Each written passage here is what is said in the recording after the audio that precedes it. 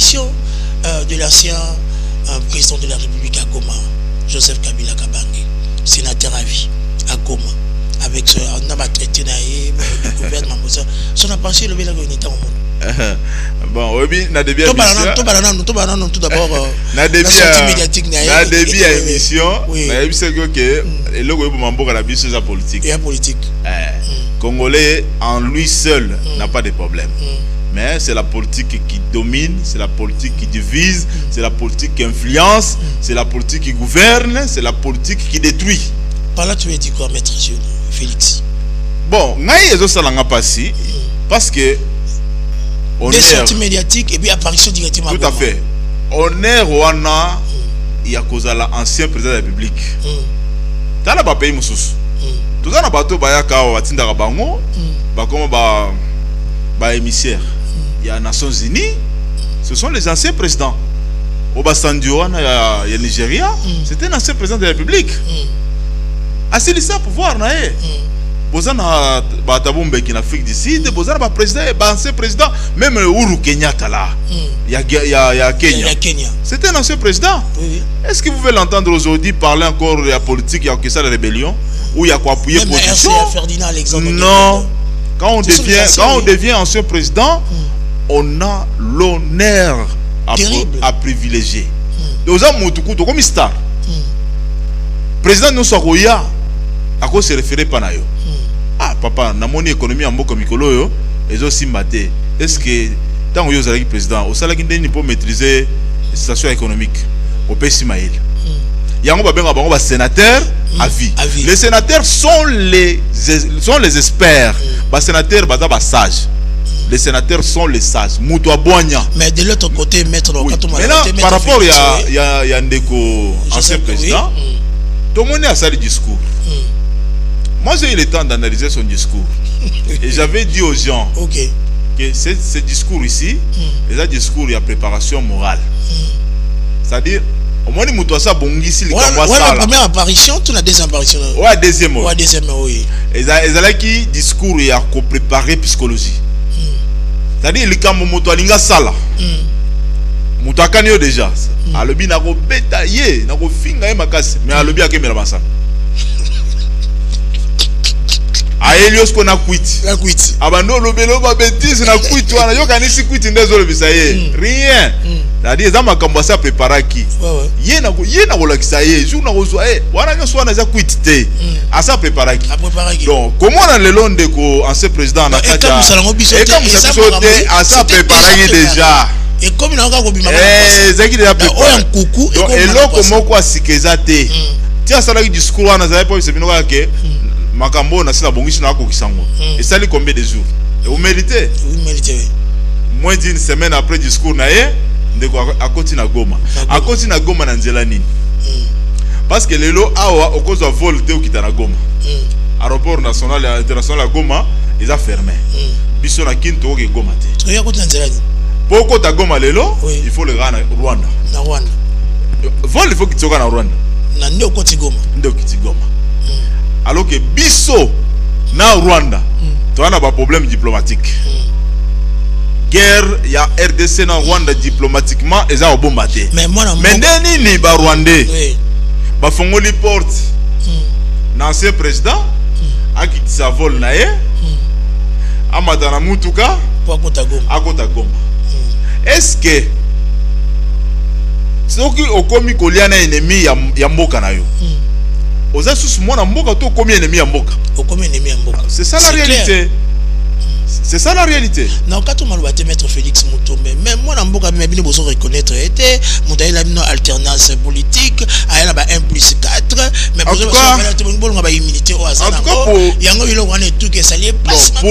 pour moi, la ligne, le lot explicité dans les Congolais, au basé au cas où le pays ici n'appartient pas à Joseph Kabila. Donc avant que Joseph Kabila soit Kabila, la RDC existait. Wow, c'est très profond. Après Kabila, parce qu'il n'est pas éternel, un jour il partira. Le Congo continuera à exister. C'est le pays de nos ancêtres, le pays de nos enfants. Non, si je comprends bien, nous sommes tous le pèlerin. Donc, bisonnet tout d'abord na Congo to le canabiso. Congo est au la Congo est au souka mokolonzamba oya. Alors, qu'on considère Congo neti eloko na yo, je m'insurge. Apesi pouvoir, apesi boy. En tout cas, mutu to prononce sa parole wana na za contre hier. Atika. Bon, ceux qui apesi pouvoir, ya zongo pas. Azo pas mutu. Ya bota baka boy bou, a comme président de la République. Maître Félix Mutombo. Alors, non, il faut tout dire comme langage ici là. Après ça pouvoir. Après ça pouvoir, après ça pouvoir, il y a zongo pas. Azo pas nan. Yeko konaye? Abotama la. Zambe ga binisa bo. Jour à la maternité, n'a qu'au bimama mon président de la République. Tout la vérité n'est pas ça la passe. Vérité n'est pas blessé battu. Ils ont blessé battu. Vérité blessé battu. Pourquoi? Parce que les Amboka Joseph Kabila té. Ça c'était solo détournement. Nazo répéter la phrase ya excellence Mutamba. Ce sont ses propos, oui oui. Azoka solo il y a détournement. Procureur général, procureur près la cour de cassation a occupé solo. Il y a détournement. Balobité que mutu a détourné. Ndeko Mutamba alobaka teke na salwana bazaka une fois mutu a détourné ki malobaki ayoki solo il y a détournement.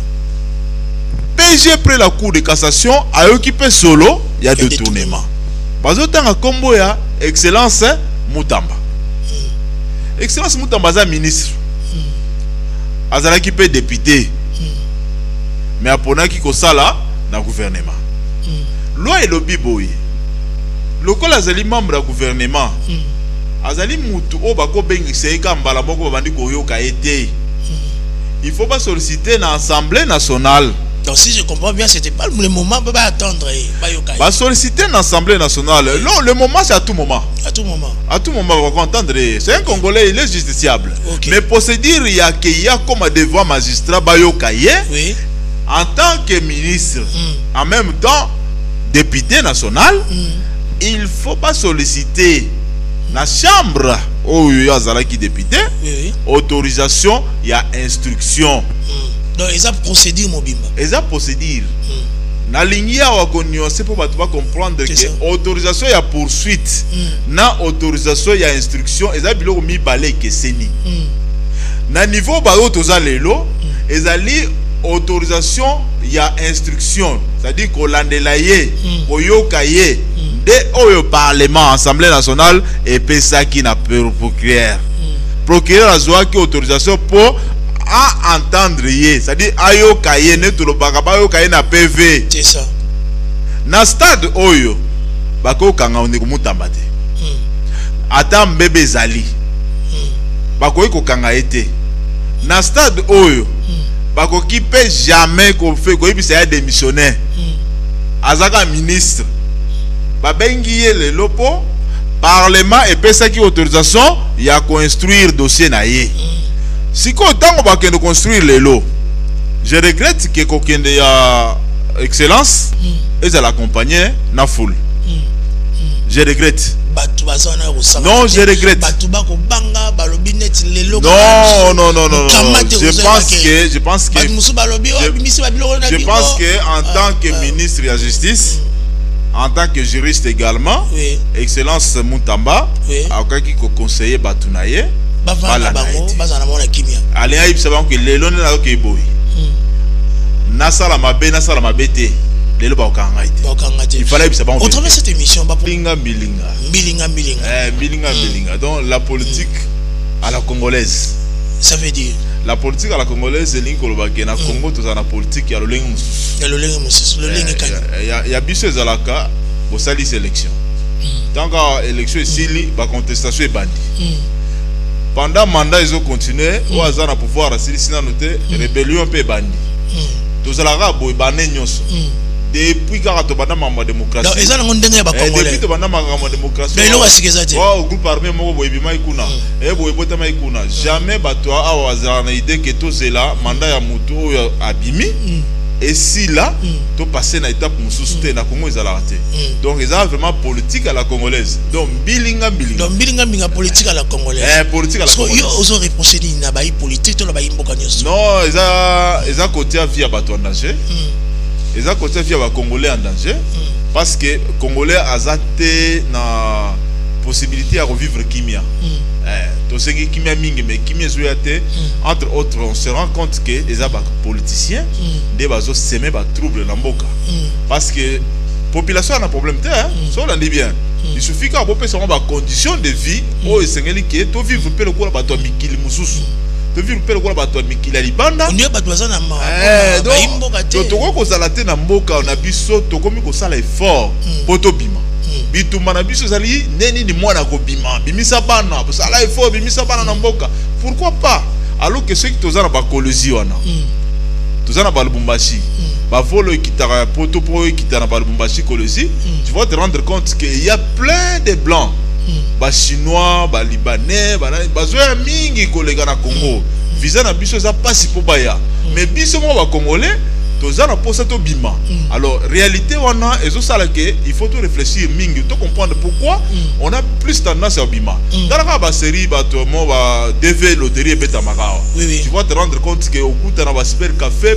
plein du monde alors que ça on aussi à loterie il y a loterie mais au kuta plein du monde baza na kati ya ba jewana pour kongola lingera bima pour kimia za alors que ça na mboka kitoko azana mboko ba pays belé baza na ngote bato ebele na monde bana Congo bana baluka Congo bazala na Congo lokola mboka na bango mais biso à cause ya politique ya mboka toza na tendance à chercher comment quitter le pays et ils sont tristes ils ont ça la passe mingi surtout na bato biso totangi ba classe c'est ça comment on a makambo to apprendre na classe tant tozo comme na vie et réalité ozo sentir que muto atangisa kiyo makambo na yenda comme professeur aza professeur a comme ministre ok que lobby a tout détourné.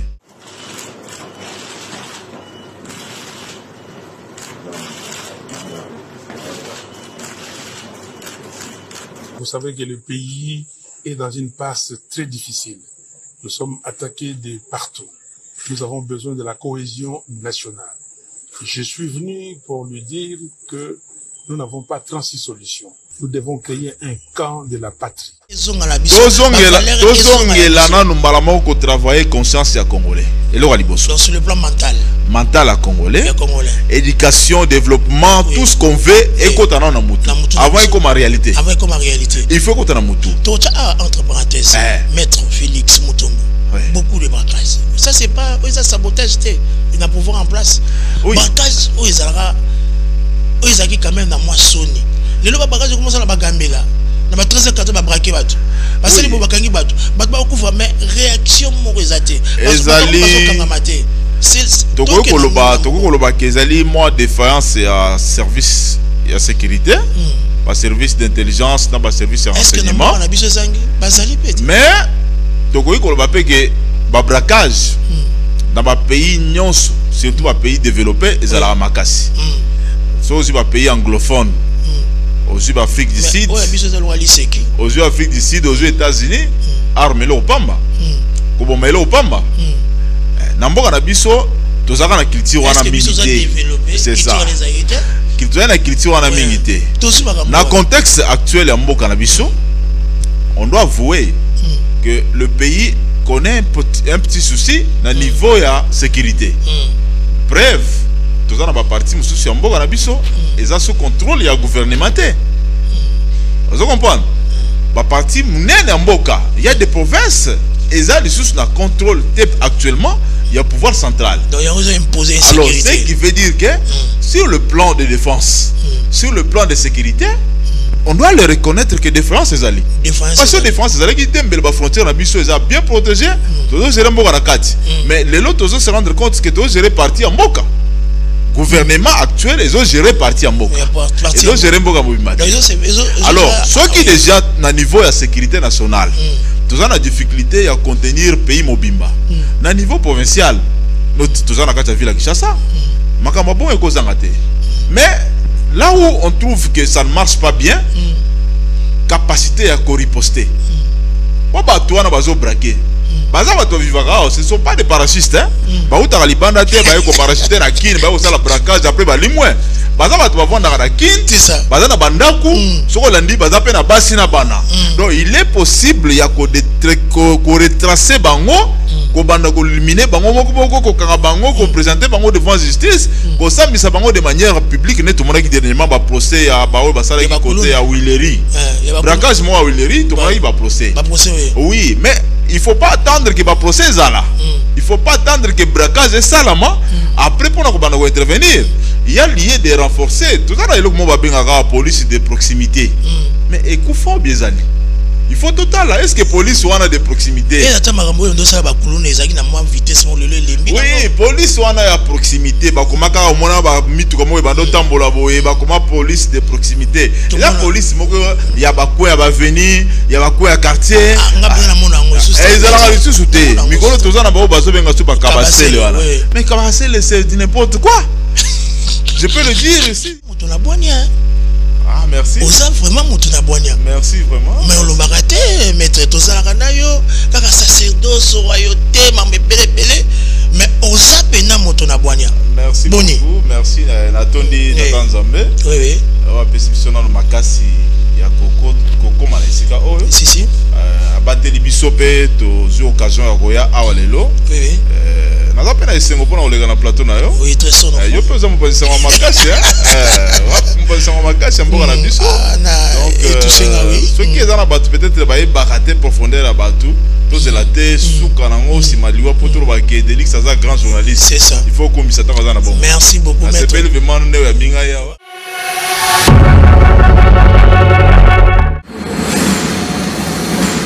Messieurs, je vous dis bonjour, je vous dis bonsoir. Au travers ces médias, la CNTV canal numérique télévision, vous connaissez très bien la chaîne de Maître et Sikawabi Vérité à Solo et Zalaka. Kakana CNTV au travers de votre émission, que son nouveau candidat Nabis Rabino, Tokotombo la ilong Nabiso pour la vérité, Tokitao na cette boya et logo bomba actuellement na mboko Nabiso ko ezalité. Yangwana na tondi botondi na mwana mobali oa ko réaliser émission qui toko yo vous connaissez très bien de la personne de Daniel Tissungo 3CCD assisté par Jeff Azam pourquoi pas Padou Bomusa et Siga Agota la biso kuna na Dubaï to PCP Bambote et Belé le réalisateur de cette émission. Merci à Ndeko Christian Gibamba comme il est là pour nous assister au travers de cette émission.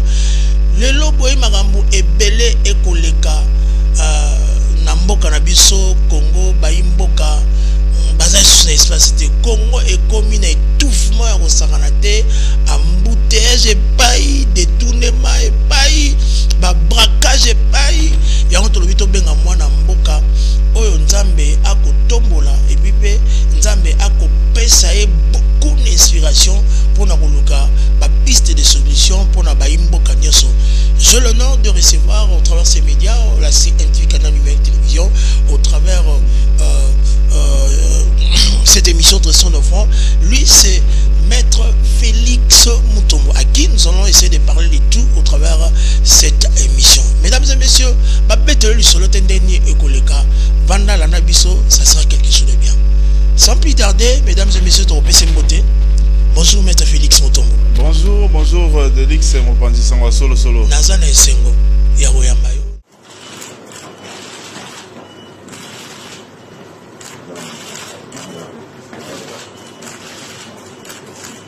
Vous savez que le pays est dans une passe très difficile. Nous sommes attaqués de partout. Nous avons besoin de la cohésion nationale. Je suis venu pour lui dire que nous n'avons pas 36 solutions. Nous devons créer un camp de la patrie. Donc des gens qui luttent pour leur pays. Et donc pour cela, avec toutes ces crises que nous avons, crise sécuritaire, crise sociale, crise politique, la solution c'est un dialogue. Donc je lui ai demandé de tout faire pour rencontrer les évêques de la Cinco et les pasteurs de l'ECC pour discuter afin de voir ce pacte social qu'il propose, comment est-ce que nous pouvons le mettre en avant. Donc il m'a compris et il va donner sa réponse très rapidement. Nous sommes Congolais et nous avons des frères et sœurs qui souffrent, des enfants qui souffrent, des enfants qui dorment à la belle étoile, des enfants et des gens qui meurent tous les jours. Aujourd'hui, à Goma, combien de gens sont morts?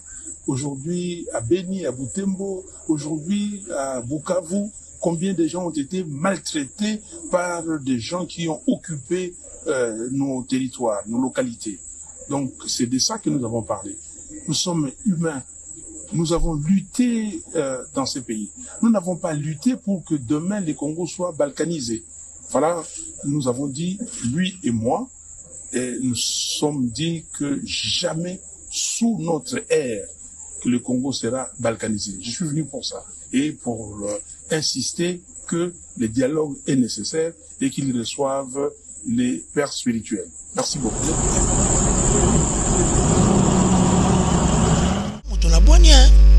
Ah, merci. Oza vraiment mutuna bonya. Merci vraiment. Mais on l'a raté, maître Tozala Kanayo, kaka sacerdoce, royauté, mambe pele. Mais oza pena mutuna bonya. Merci beaucoup. Merci Natondi Natanzambe. Oui, oui. On va passer dans le makasi ya Koko Malesika. Oh, si. Abateli bisope to zu occasion ya koya awalelo. Oui, oui. Naza pena esengo pona olega na plateau na yo. Oui, très sonore. Yo pesa mo passer en makasi hein. Mo passer en makasi mboka na biso. Donc ce qui est dans la bateau peut-être ba barater profondeur la bateau.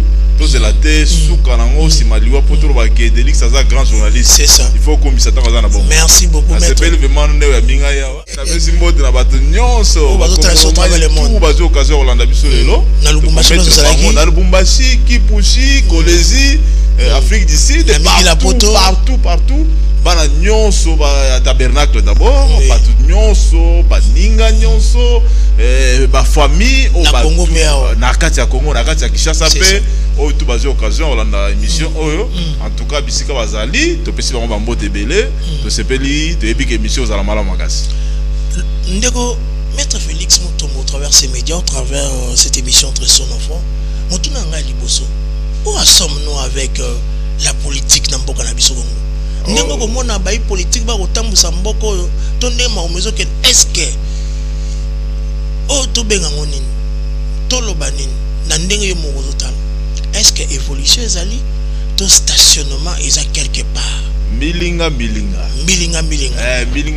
donc la politique à la congolaise ça veut dire la politique à la congolaise c'est l'inkolobake na Congo to na politique ya lolengi mususu ya biso ezalaka bosali sélection tant que élection esili ba contestation ebandi pendant mandat ils ont continué au hasard na pouvoir asili sina noté rébellion pe bandi tozalaka boy bané nyonso depuis quand to banda mama démocratie donc ezala ngondenge ba congolais depuis to banda mama démocratie mais lo asikezati au groupe armé moko boy bima ikuna boy bota ma ikuna jamais bato a hasard na idée que tozela mandat ya mutu oyo abimi.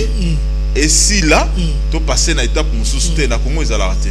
Donc ils ont vraiment politique à la congolaise. Donc bilinga. Donc bilinga politique à la congolaise. Politique à la congolaise. So ils ont répondu ni na baï politique to la baï mboka nyonso. Non, ils ont côté via bato en danger. Ils ont côté via ba congolais en danger parce que congolais azaté na possibilité à revivre kimia. To sengi kimia mingi mais kimia zoyate entre autres on se rend compte que les politiciens des bazo semer ba trouble na mboka parce que population a un problème ça on dit bien il suffit qu'à popé sont ba conditions de vie o esengeli que to vivre pe le ko ba to mikili mususu to vivre pe le ko ba to mikili libanda on est ba to na ma ba imboka te to ko sala te na mboka na biso to komi ko sala effort poto bima bitumba na biso zali neni ni mwana ko bima bimisa bana sala effort bimisa bana na mboka pourquoi pas alors que ceux qui tozana ba kolezi wana tozana ba Lubumbashi ba volo kitara poto po kitana ba Lubumbashi kolezi tu vas te rendre compte que il y a plein de blancs ba chinois ba libanais ba zoya mingi kolega na Congo visa na biso za pasi po baya mais biso mo ba congolais tozana posa to bima. Alors réalité wana ezo sala que il faut tout réfléchir mingi to comprendre pourquoi on a plus tendance à bima. Dans la ba série ba to mo ba DV loterie beta makao. Tu vas te rendre compte que au coup na ba super café plein du monde. Alors que ça on aussi à loterie. Il y a loterie. Mais au coup plein du monde bazana kati ya ba jewana. Pour qu'on la ligne bima. Pour kimia za alors que ça na mboka kitoko. Azana mboko ba pays belé bazana ngote. Bato ebele na monde wana Congo bana baluka Congo bazala na Congo lokola mboka na bango mais biso à cause ya politique ya mboka tozana tendance à chercher comment quitter le pays et c'est triste ils ont ça la passe mingi surtout na ba biso totangi ba classe c'est ça comme on a makambo to apprendre na classe tant tozo comme na vie en réalité on se sentir que muto atangisa ki yo makambo na yenda comme professeur aza professeur a comme ministre oki ke lobby a tu ko détourner secteur na ye et le tambulate mais au talisco mécanicien wa bando ko tangisa na chic na ba réalité wa zo sala sur place na politique entre le jour et nuit. Okay. Et ça la passe mingi. Au travers de cette émission, maître Félix Mutombo, Sotali Mboka Nabiso Congo RDC et comme le roi Mboka est étouffé, Mboka est coincé. On dirait que ici et là Tibiso ba Congolais, tous ba pte nini o to sala, ba braquage. Et comme le roi Lipa, et comme le roi G, comme le roi théâtre, et Zouta Wabi. Il y a une personne qui a commandité de cela, ou bien il y a sabotage, il y a pouvoir en place. On a révélé parce que nous avons une double casquette, oui, oui. Je peux dire même 3. Oui, oui. Nous avons juriste, nous avons avocat. Juriste, Obisoto Yebi, nous avons juriste. Et nous avons juriste. Juriste, oui. Nous avons Moussali Nzambe. Moussali Nzambe, oui. Nous avons homme d'affaires. C'est ça, entrepreneur. C'est ça. Donc, si nous avons d'abord dans le contexte, il y a qui juriste. Oui. Je me rends compte que tous les gens fallait tous en noter. C'est-à-dire quoi? Donc, il pour la démocratie. Il fallait pas tous en démocratie. C'est vrai ça, maître Félix. Il fallait pas. Il fallait pas. Il fallait pas. Il fallait pas biso pour nga particulièrement j'ai toujours souhaité il fallait tous aller dans moi dictature concentré. Hein, dictature moi ma casse parce que Congolais comment il a un niveau pour payer liberté. Ce qui liberté et Pessamaki, même 40 ans après, depuis 1960, pour ça qu'il y a 15 ans après, je crois que tout le monde est allé loter. Parce que la mentalité n'a pas été habituée à Robetama. Film, pour ça, les gamins, film, non, trop c'est trop, il faut la démocratie. Donc, je suis Mobutu a maintenir moi dictature pendant 32 ans. Babundi c'est mingi poto kota na démocratie. Toujours démocratie. Aujourd'hui, on se rend compte qu'il fallait pas. Il fallait pas parce que les leçons bimi awana balabala au comme na boulevard. Au comme na boulevard au kuta ke zo senga film pour chauffeur azonga nanzela. Film pour azonga. Parce que ma mesure tout bazui. Mesure nyoso bazui net na Kinshasa. Ba mesure nyoso bazui pour na circulation est comme un peu fluide. Et ça s'imbattait.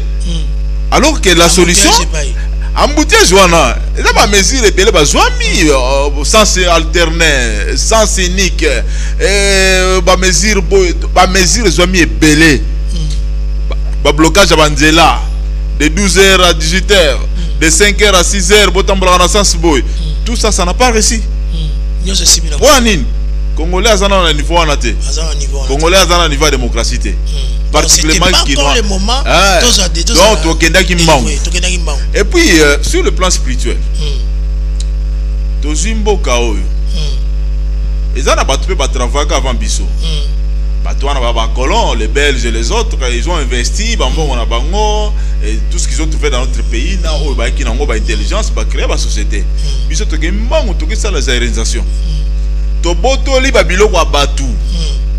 Alors que moto qui a moto balé la camote. C'est ça.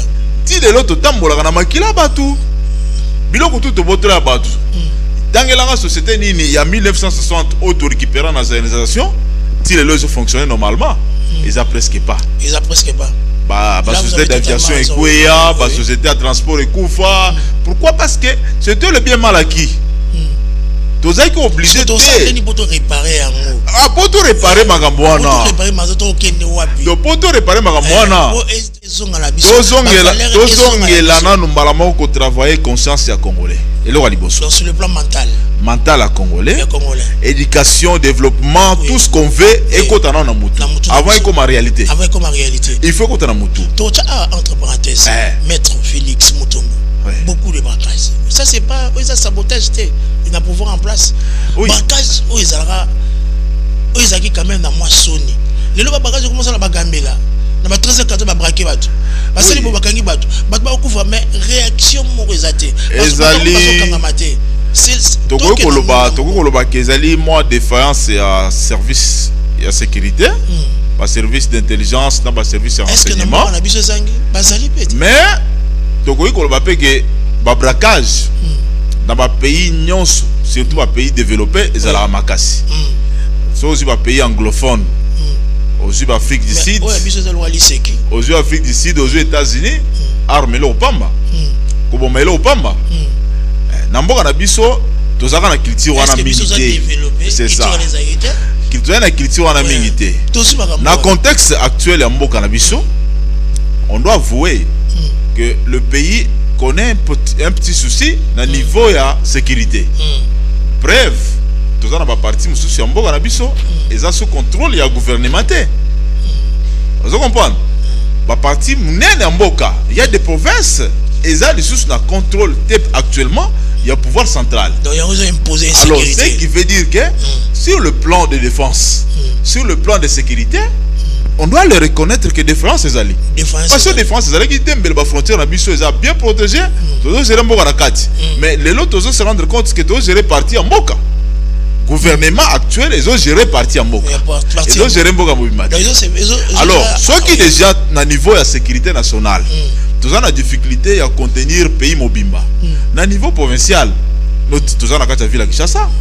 Makamabon est cause mais là où on trouve que ça ne marche pas bien, capacité à riposter.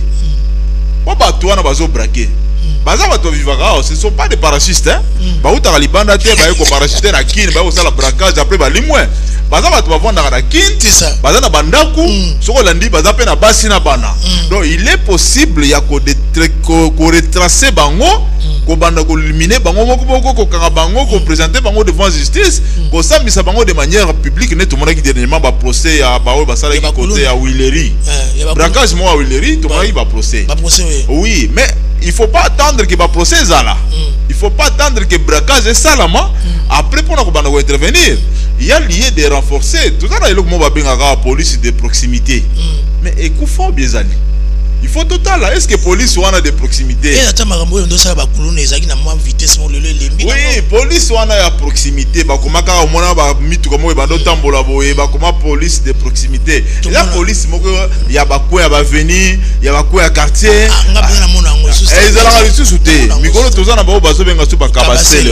Mais Kabasele c'est n'importe quoi. Je peux le dire ici. Pourquoi? Parce que si na moni ba Kabasele wana na nzela ba ye bazoka nga bato bazoko ta sans scénique mais solution déjà nini solo là. Vous en a combien? Batiki OK. Est-ce que muto bongo akobanga le sous ko ya na sans scénique? Ya kaka kwa biki ata bazingai moi 20 000 moi 30 000 et aussi ça problème. Il faut renforcer. Il faut renforcer. Donc, tant que Tozo Tika Bongo, on se rend compte que Tozo Kenako Koya, le pays en train de sombrer. Insécurité totale dans la ville. Insécurité totale parce que Liboso braquage est partout. Mais braquage est dans un milieu universitaire quand même. Oui. Dans un milieu universitaire, place Bato Abazo apprendre. Place Bato Abazo former Mitou comme un background Bato. La quatrième université, Massa c'est bête guerre. Na police Non. Autorité batelement. C'est tout ça la émission. Les apôtres baga mabete. Mais tout méga pour conscientiser. Peut-être bisika ba mona raté, bisika peut monaki ba renforcer sécurité à Moka. Wanto lobanini maître. Et ça sabotage en pouvoir en place. Oui bah, ça va signer, ça va signer moko. Il y a mécontentement. Parce que Moutouako la Mouraga Beauté a qui ça le braquage. Ce sont des criminels. Il faut les appeler ainsi. La criminalité existe partout au monde. Nous répétons. Mais capacité il y a qu'à anticiper, il y a qu'à prévenir. Il y a des choses que du pays et se sentir gouverné. Ah, les lots braquage il y a seulement des jouants. Là on sent qu'il y avait une prévention. Mais chaque fois qu'il faut aller rechercher après braquage, on a pouvoir reculer et comment courir derrière les criminels. Alors que les criminels, il faut qu'on poursuive Bango en avance. Il faut qu'on déjoue à Kabazé na Bango. Pour préparer déjà le terrain, pour dire non, on a air de pointe, on va opérer Mingi, on va série Amboula, on va opérer Mingi. Alors il faut doubler la vigilance. Depuis que les Mingi sont les obéta.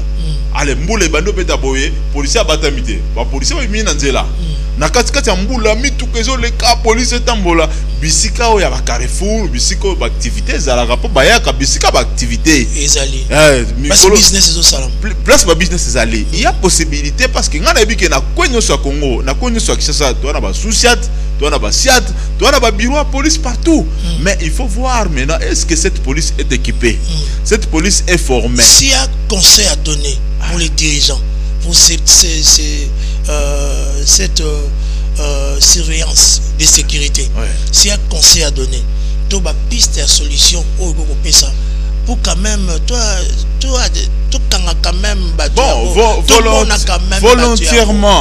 volontairement je pense que l'état nabiso il faut azongi sabato bakoki na place oyo et sengeli c'est ça l'homme qu'il faut à la place qu'il faut so ba pesio poste à responsabilité il faut pas mon résultat si on se rend compte que résultat est athée il faut pas changer yo va changer système oui pas changer système là ko la balle moi quand tu as la match wana coach a meki ba joueur attends aux ans Messi mais so moni 15 minutes ko o toucher ka ballon te 30 minutes o toucher ka ballon te au moins ba c'était Messi le lot monde en forme te vandana no to ko tsana le petit muso abeta ba meki petit muso boy lobby abano cha babi donc exactement que parce que wana comme on yebana ils pensent que ça la balite est belé na pouvoir exactement que aza muto a partir na biso to maintenir les cas non quand ça ne marche pas tous en a coach Ambo est président de la République non ouais il muto a bien informé mais babi moko Zambo ka ba réunion moko Zambo za coach azo kibete yende coach ya RDC responsabilité bazana mo sur terrain te yende coach ya RDC yende coach ya RDC muto ala la raté avant de information ambo mo bimezaye ba ministre bazora information ba secteur na ba ba gouverneur ya ba ville na ba ba chef de territoire juste ainsi de suite ba quartier ba commune ba avenue mais muto a sa information mbo mo bimba avant lala les président de la République alors yende a ko kotala te na moni côté ya Lemba na Kinshasa sécurité eza bien rassuré été alors mon conseil kuna za nani a bengi hiérarchie ba kitisi ba opérer ba changement kuna après bon mon résultat tant que ko sala maté ba ton peut besoin mesana na sécurité mabende ils ont bien makashi to mesana te na sécurité. Merci maître Félix Mutombo au travers ces médias au travers la CMTV son enfant parce que ezo sala passe mingi ba imboka braquage ezali en kitso na bisoté et comme le rôle à mon maison na mboka na biso Congo ça fait tellement mal oyo ezo osala biso passe eza na ville la province de Kinshasa et eza la province na biso ça nous fait tellement mal au travers ces médias de comment na mboka biso de vous êtes juriste monene et puis vous êtes un homme de Dieu vous êtes un serviteur de Dieu le rapproché de l'excellence la porte William Tina ambassadeur universel de la paix autre pour vital l'occasion de bon PC beauté et puis aux avez homme d'affaires businessman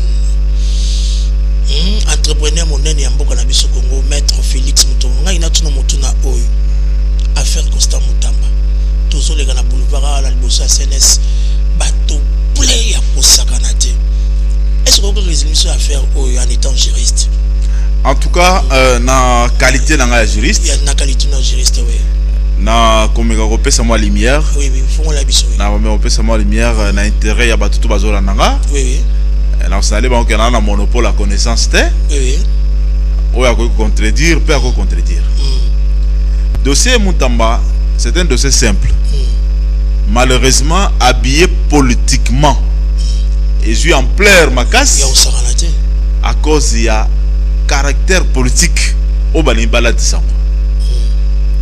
Justice c'est vaut être indépendante donc justice il faut être indépendante pour ce que justice c'est bandi koyoka politique c'est que na mboko wana eloko moko ya malongi obimate.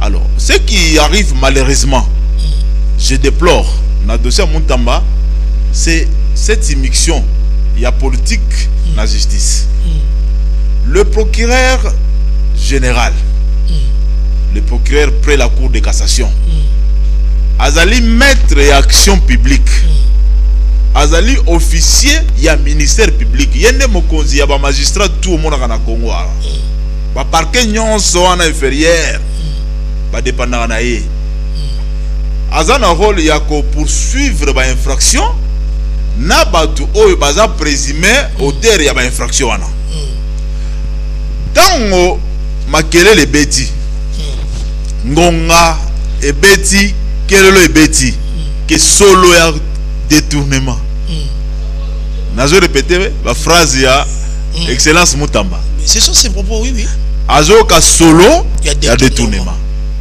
procureur général procureur près la cour de cassation ayoki pe solo ya détournement balobi te ke muto a détourné ndeko Mutamba alobaka te ke na salo wana bazaka une fois muto a détourné ki malobaki ayoki solo ya détournement PG près la cour de cassation ayoki pe solo ya détournement bazo tanga kombo ya excellence Mutamba excellence Mutamba za ministre azalaki pe député mais aponaki kosala na gouvernement loi elobi boye lokola azali membre ya gouvernement azali mutu o bako bengisa eka mbala moko babandi koyoka ete il faut pas solliciter dans l'Assemblée nationale. Donc si je comprends bien, c'était pas le moment pour attendre. Bah solliciter dans l'Assemblée nationale. Non, le moment c'est à tout moment. À tout moment. À tout moment, on va entendre. C'est un Congolais, il est justiciable. Okay. Mais pour se dire, il y a comme devoir magistrat Bayokaye, oui. En tant que ministre, en même temps député national, il faut pas solliciter la chambre où il y a qui député, autorisation, il y a instruction. Donc, ils ont procédure, Mobimba. Ils ont procédure. Na ligne à c'est pour comprendre que autorisation il y a poursuite, na autorisation il y a instruction, ils ont bilo mi balé que c'est ni. Na niveau balo toza lelo, ils ont autorisation il y a instruction, c'est-à-dire qu'on landelaye, koyokaye, de au parlement, assemblée nationale et pesa qui n'a pas procureur. Procureur a zoa qui autorisation pour à entendre yé, c'est-à-dire ayo kaye ne tout le bagaba ayo kaye na PV. C'est ça. Na stade oyo bako kanga on est comme Mutamba te. Atam bébé zali. Bako iko kanga été. Na stade oyo bako qui peut jamais qu'on fait ko ibi c'est démissionnaire. Azaka ministre. Babengi le lopo parlement et pesa qui autorisation ya ko instruire dossier na yé. Si qu'on va construire les lots, je regrette que quelqu'un de excellence et à l'accompagner na foule. Je regrette. Non, je regrette. Je pense que en tant que ministre de la Justice, en tant que juriste également, excellence Mutamba, a qui conseiller Batunaye. Allez, il savait que les lois n'ont pas boy. Nasala mabe te. Les lois il fallait savoir. Autrement, c'était excellence, monsieur le ministre Constant Mutamba. Est-ce que vous encouragez ça ou bien tout le bagage va proposer à on est moto salim bilinga bilinga. Tu te comment la stade de Zalelo? Non, ngai nazo regretter mingi. Non regretter mingi pourquoi? Parce que toujours continuer comme ça la toujours différence entre homme d'État et homme politique. Et ça c'est une différence. Ceux qui osent appeler, va désigner pour ça la mboka na domaine songolo, osa DG, va nommer au ministre, osa le sous homme politique sté, au commis homme d'État. Homme d'État. Makambo yo sala eza pona ko satisfaire su ba intérêt politique té au comité ko sala makambo ya ko satisfaire intérêt ya mboka intérêt général ozo bunana le sous té pona poste na yo et pona positionnement politique na yo té parce que yo déjà ba poni yo pour servir mboka malheureusement au komona homme politique congolais azali toujours ko se confondre na ba homme politique ba homme politique congolais bazo se confondre na ba homme d'État. Tant aux ministres, eza na auto bengaka ba éthique ya musala. Soko za avocat oza na déontologie, soko za magistrat oza na déontologie. Ezali mibeko ya entouraka musala. C'est-à-dire même dans le journalisme, vous avez une odontologie na bino. C'est-à-dire au collègue na média pose un journaliste on le n'importe quoi, ou ça n'importe quoi. Donc ils ont mobeko peso, ils ont encadré musala na yo. C'est ça. Ndenge moko pena ba membre du gouvernement nyonso. So comme ministre, vous avez pas droit de réserve. Vous avez makambo ko ba na public te, vous avez makambo sala te. Malgré des livres de presse. Malgré même ce que ça même voilà, même président de la République. Oui, même président de la République. Même président de la République. Est-ce que vous la président de la République alors que je suis des livres de presse? Non non. Mais tu es bibi ce qui a sali oui oui. Mais quand il devient président de la République, Azo porter casquette, il y a homme d'État. Il doit agir à l'intérêt de tous. Naba baza ba Congolais, toi IDPS, naba baza toi IDPS. Il agit pour l'intérêt de tous les Congolais. Nenge mongona ministre. Attends un ministre il a parti Songolo, mais tant au commis déjà ministre, au commis ministre pour la République. Vous êtes ministre pour la partie na hauteur.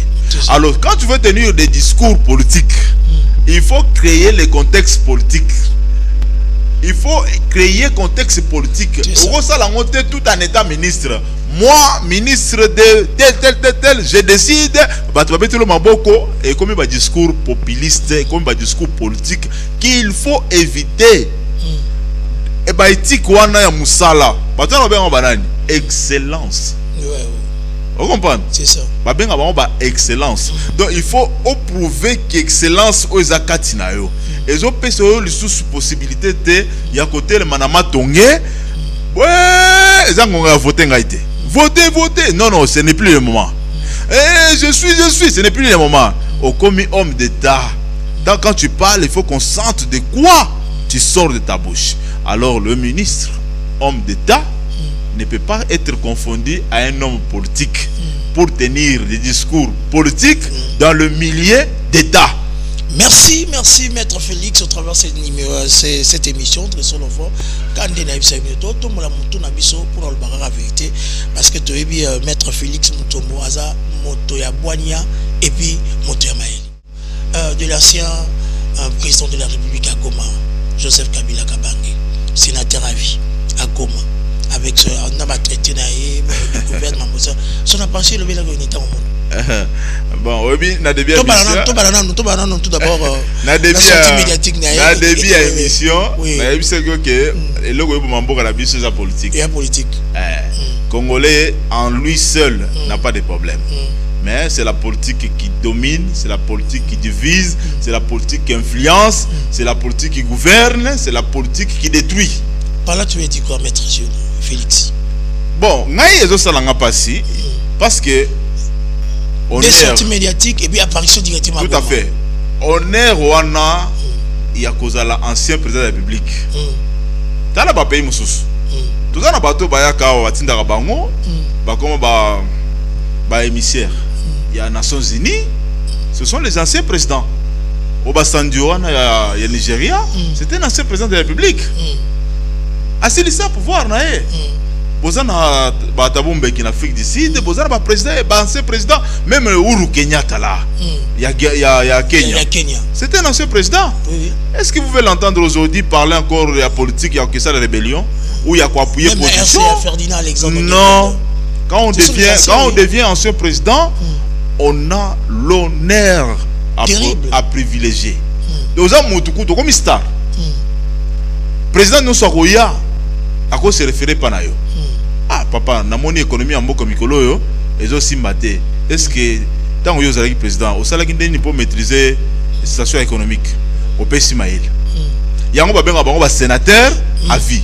Les sénateurs sont les experts. Les sénateurs ba sage. Les sénateurs sont les sages. Moutoua Boigna. Mais de l'autre côté, maître, par rapport il y a Ndeko, ancien président, tout le monde a ça le discours. Moi j'ai eu le temps d'analyser son discours. Et j'avais dit aux gens que ce discours ici, c'est un discours, il y a préparation morale. C'est-à-dire, au moins, il y a ça bongisi le la première apparition, tu as des apparitions. Ouais, deuxième. Ouais, deuxième, oui. Et ça qui discours, il y a préparé psychologie. C'est-à-dire, il y a moto alinga sala. Moto akanyo déjà.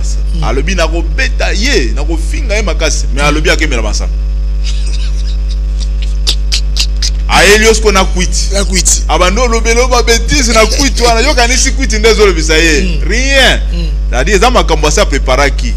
Yena kolakisa ye, jour na kozwa wana nyoso wana za quitté. À ça préparer qui. Donc comment dans le long de ko ancien président na kata. Et comme ça sauté à ça préparer déjà. Et comme il a encore bimama. Zaki déjà préparé. Coucou et loko moko asikeza te. Tia sala ki discours wana za pas sebino ka ke makambo na sila bongishi na ko kisango. Et ça lui combien de jours? Et vous méritez. Vous méritez. Moins d'une semaine après discours na ye ndeko akoti na Goma.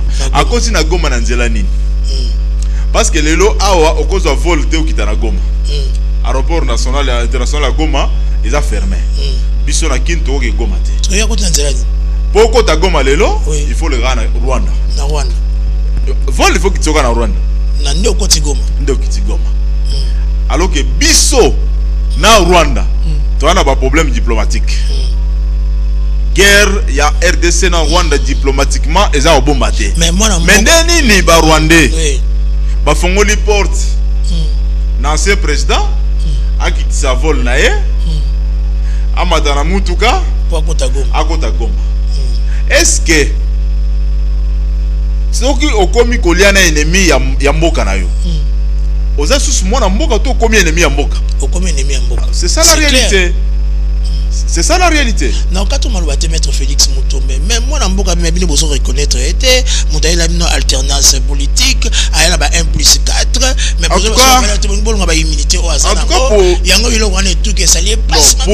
pour moi, la ligne, le lot co-explicité dans le Congolais, au bas au cas où le pays ici n'appartient pas à Joseph Kabila. Donc, avant que Joseph Kabila soit Kabila, la RDC existait. Wow, c'est très profond. Après Kabila, parce qu'il n'est pas éternel, un jour il partira. Il partira. Le Congo continuera à exister. C'est le pays de nos ancêtres, le pays de nos enfants. Non, si je comprends bien, nous sommes tous le pèlerin. Donc, Bissonnet, tout d'abord, na Congo, tout le Canabiso. Congo est au Tigalaka. Congo est au Souka Mokolonzamba. Alors, qu'on considère Congo, Neti et Logonayo, je m'insurge. Après si pouvoir, après si boy. En tout cas, tout prononce sa parole, on a un contre. Bon, ceux qui appellent si pouvoir, il y a Jean Wepane. Il y a Botamaka Boybou, a commis président de la République. Maître Félix Mutombe. Alors, non, il faut tout dire comme langage ici là. Après ça pouvoir. Après ça pouvoir. Après ça pouvoir, il y a Jean Wepane. Yeko konaye abotamala Zambega bitsa bon jour à la maternité na ko bima malmoko président de la République to ba vérité nem de ça la passe vérité les ont blessé bat vérité blessé bat pourquoi parce que les amboka Joseph Kabila té ils appellent à Kagame té ils appellent à Fatité Fatité ça président de la République après mandat na ye a Oleka avant Fatité c'est là qui présente. Ok.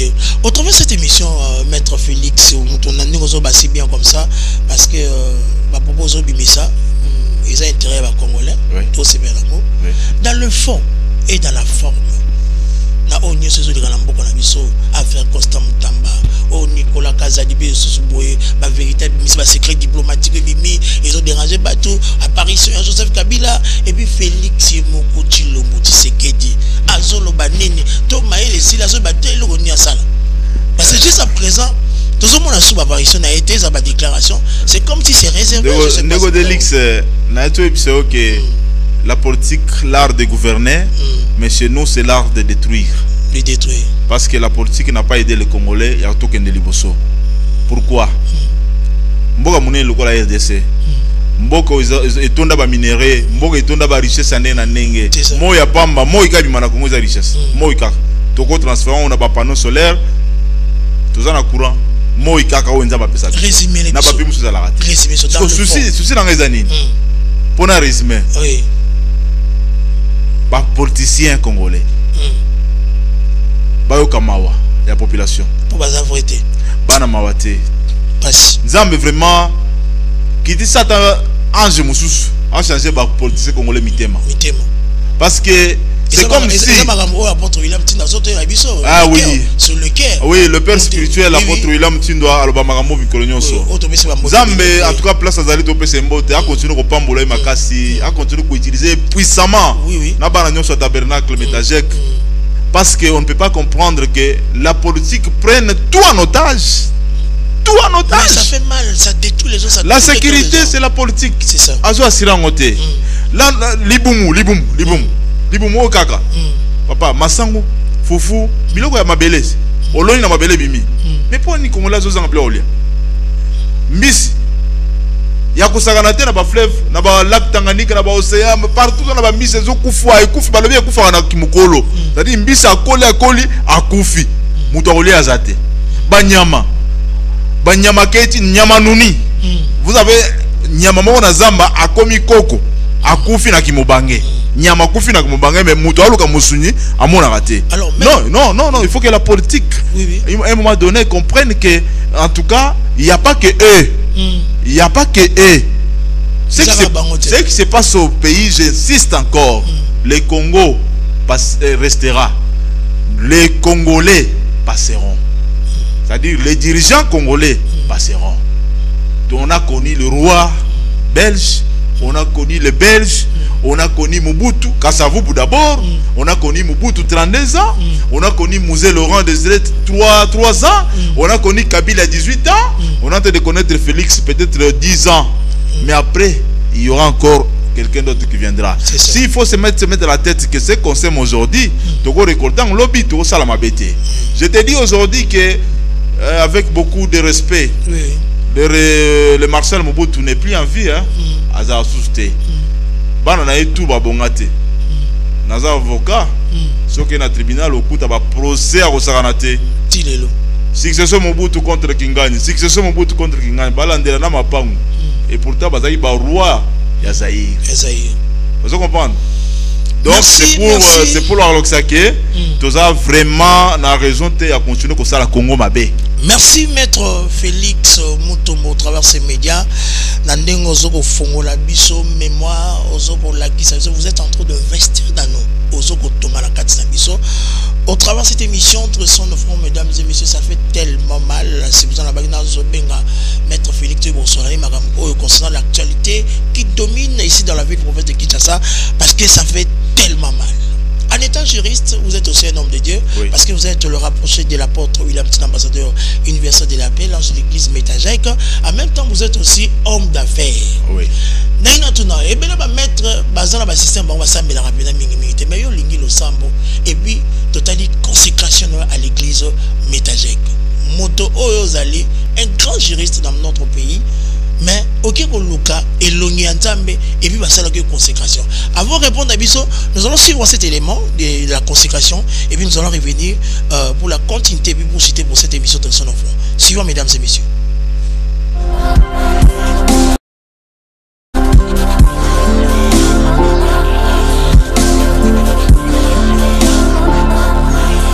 Pour l'ensemble, aïe y a mon côté, aïe n'a pas parlé naïf, on parlait de ce que va salir papa. Ôtez les mains.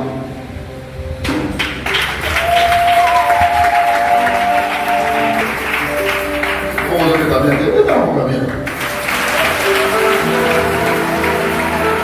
Ok. Parce que les gens toujours consacrés comme évangélistes. Pour saluer l'ensemble. Là, il s'agit de jouer beaucoup de gens ailleurs. Et dès que vous autres, on fait ensemble de volontaires. Et qu'on a donné pour protéger. Soit après, à chaque fois, on peut savoir le témoignage. Il y a comment, autant qu'on a ensemble, n'a ni nos propriétés, n'a autant qu'on a ensemble. Là, il y a un côté, il y a mon coup. À votre témoignage, bonjour, mon église. Mon dit Amen. C'est pour cela qu'on apprécie. Moi, on a un gars, à sortir au foot. Il y a des juriste. Les hommes appellent ça, il y a la haine dans la spiritualité. Dieu va foutre à déclarer sur toi avec concours de serviteurs de Dieu va toucher mais il y a un Dieu va foutre Seigneur changer mon foot tant que vous êtes d'accord mais nous allons quand même sur la bénédiction et reposer la joie et revenir aussi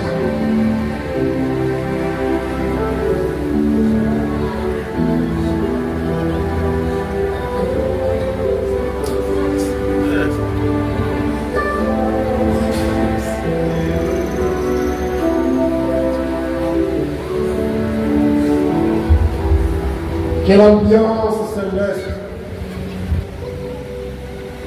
le trône que la terre a vu, le trône de feu,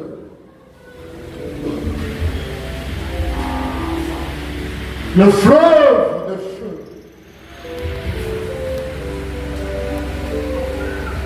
que l'ancien jour s'asseye.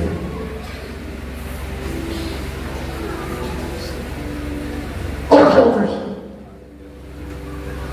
un grand jour dans la vie de notre bien-aimé, Moutombo Félix. Un jour, il va s'asseoir sur son trône de feu aussi. Le jour de sa consécration. Sous l'onction de William Tindoua, mon père spirituel. Celui qui a versé l'huile en 1996 sur ma tête. Qui va introduire le sacerdoce. Je monte sur la croix de Jésus. Les sopétés la mélagonia. Il a fondé. Aujourd'hui, au nom de mon apostolat, au nom de Jésus-Christ de Nazareth, je vais sur l'onction, Rikeba, l'onquera pour la manigance, il a mis la guéliance. Et je déclare, mon bien-aimé Moutombo Félix, conseil juridique de l'Église, celui qui apporte beaucoup, Père éternel, dans la dimension juridique dans cette Église. Aujourd'hui, sa nature spirituelle est en train d'être changée. Aujourd'hui, nous l'établissons comme évangéliste dans cette Église. Que cette onction soit respectée par les démons, Satan, les hommes, au nom puissant de Jésus-Christ. Amen.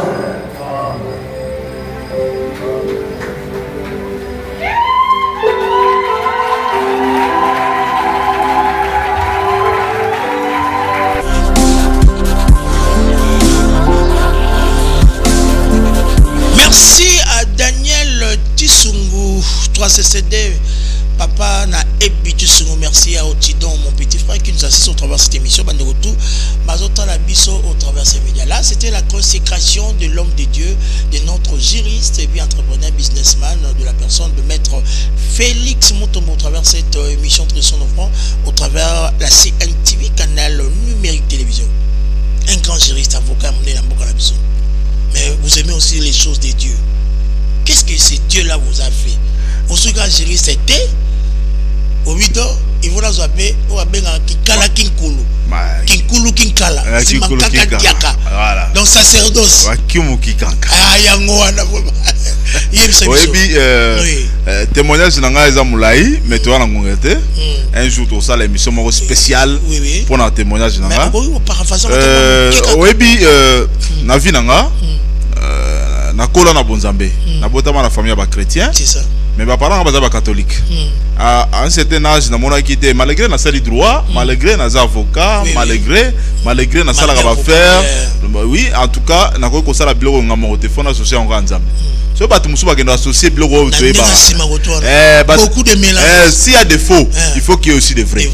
Alors, on a pour nous qu'on a la juriste, mais qu'on a la paix serviteur de Dieu. Na linganzambe mingi na linganzambe mingi na lingi pe ko travailler mingi pembeni ya basali nzamba makasi lokola l'apôtre William Tindoua naza pembeni na yepa mbate parce que toto na be prière évêque général kati na ngai mobali ya mama biso eloko ezali alors yango na préféraki na mi pesa mobimbe pa nzambe naza la serviteur non seulement ya batu mais naza la paix serviteur nzambe parce que avocat azali molobeli naza na lobela batu mais na lobela pe par nzambe na musala na ngai. C'est comme ça que j'ai combiné ma vie professionnelle à la vie spirituelle. Donc je suis en même temps juriste, avocat, homme d'affaires, mais aussi serviteur de Dieu. J'étais consacré évangéliste. Non, ma foute est à Katinanga. Ma foute est à Katinanga. Donc, na boy mélange et appelé wana na préféré mélanger na ma foute. Nga penza nga pe bonza megaka. Maele nzamba pesa tu utilises sous ma faute, donc et que les bosses m'agassent. Merci beaucoup l'homme de Dieu, le grand juriste, maître avocat, maître Félix. Évangéliste. Évangéliste. Oui. Donc il y a beaucoup de mélange. Abibi sima teka en colo. En colologie, ça nous fait tellement du bien. Nous sommes à la fin de notre émission. En résumé, que son père était de vous. S'il y a une salutation à faire, même. En tout cas, merci beaucoup rapidement. Merci Nabatutu Bazu Okazo Orlando Bisso. Merci spécial na apôtre William Tindo na tabernacle Mobimba. Notre père spirituel. Na pesi merci na bana nyonso balinganzambe bana nzambe nyonso monde entier to continuer ko sambela to continuer ko dominer Congo. Satan a continué à régner tout le bélaté. Donc on peut pas porter pouvoir parce que les vrais dirigeants de ce pays doivent être les serviteurs de Dieu. Amen. Ah, surtout ça, on ne peut pas évêque général Christian Nombi. Les vrais dirigeants de ce pays doivent être les serviteurs de Dieu. Oui, merci à maman Nenenkoulou, salutation Bélé à maman, madame. En tout cas, madame Banagnon Sonandakou, tous les enfants, Glody, Amélia Parousia, Gradela, je vous aime beaucoup. Papa vous aime. En tout cas, il vous salue de partout où vous êtes. Nzamba batela bino, Baxebino Maëlle, Baxamé, les gars bien la classe. Pour réussir dans le pourcentage de Bélé.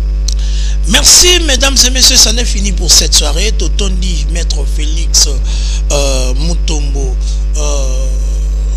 Merci Bélé, malgré beaucoup d'occupation, parce qu'il c'est un homme de terrain. Il a dit non, de Luc, je vais venir pour répondre à vos questions.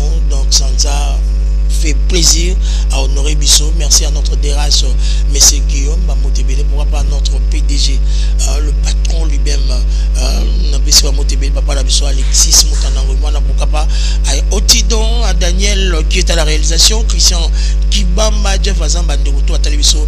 Restez branchés dans l'émission Nabiso Tresson, on prend place des artistes, toujours ici sur la CNTV, canal numérique télévision.